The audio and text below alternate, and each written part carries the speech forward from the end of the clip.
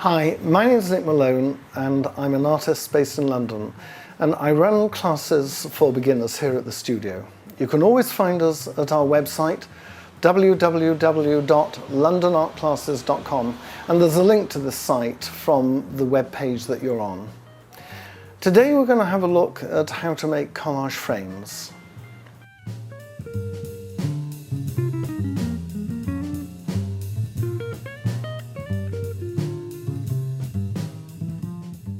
Now, what you've got to remember with framing collage is that quite often the collage is deeper than a normal picture. If we take a normal picture like this, and you think, okay, well, this is a rather grim little picture, I want to replace it with something more exciting, you notice that the frame is pretty flat and there's a mount round it, and the original painting is held there. So there's very little space for the depth of the picture. Now, if your collage is very flat, then you could use a frame like this, and it would fit within the mount, and that's fine.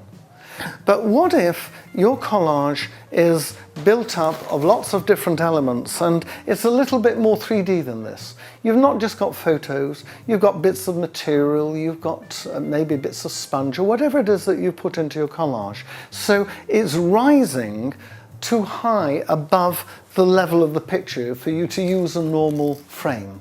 Now there, what I suggest you do is use a box frame. Now this is a box frame, and they come made like this, and they have depth in the picture. That is to say, if I take off the protective wrapping around the edges here, and I just hold this up, you can see that the distance from the glass to the backing is much greater than the distance between the glass and the backing in this picture here.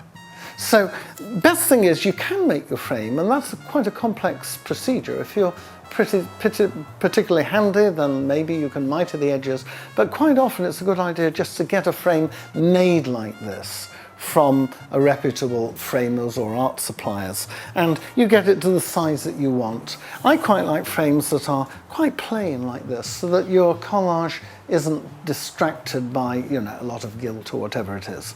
And typically it's just the wood, the natural wood, has just had some white lining rubbed into it, or maybe you want a black frame that just keeps the actual framing very simple.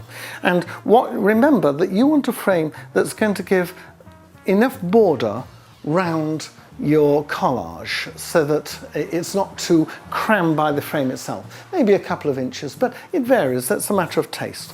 So if the frame is already made for you, then all you've got to do is bend back all of these little metal tabs here, and it doesn't take very long.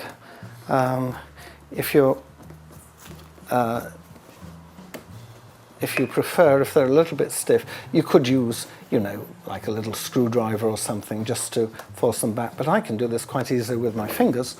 And then you notice that the backing will come out. First of all, there's a piece of hardboard, and then behind that, there will be a piece of acid-free board on which you can place your mount. You may need, as I'm doing here, like a craft knife or something, just to lift that board out. Once I've taken it out, you notice that there's the gap between the glass and that backboard is ensured by this lining here, which means that there's a nice gap between your collage and the glass itself, so that you then attach the collage there, replace it, put the backboard on top, bend all of these down, and you have your collage framed in a box frame.